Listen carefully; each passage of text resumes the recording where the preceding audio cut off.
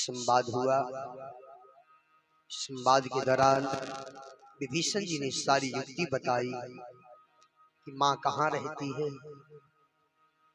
फिर से विभीषण जी ने कहा तो हनुमान जी ने छोटा सा रूप लिया, माँ को देखा तो मन ही मन प्रणाम किया और विचार किया कि माँ से किस प्रकार मिलो।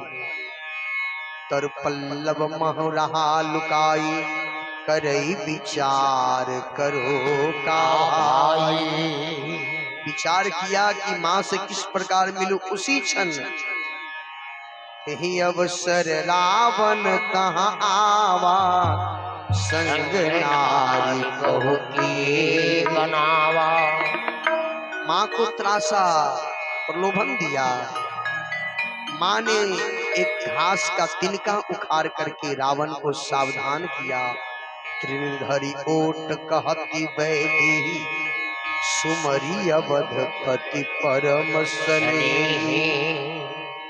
आहा सुन दस मुख खग्योत प्रकाशा, कबहु किन लई करई विकासा।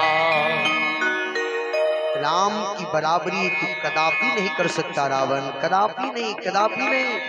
राम सूर्य है और तू एक जुगनू है।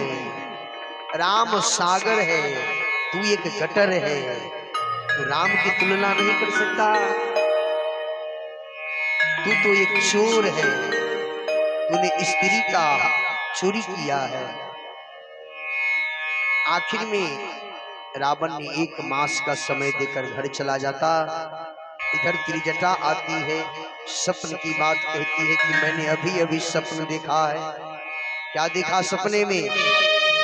सपने में एक बंदर आया, लंका जला डाला।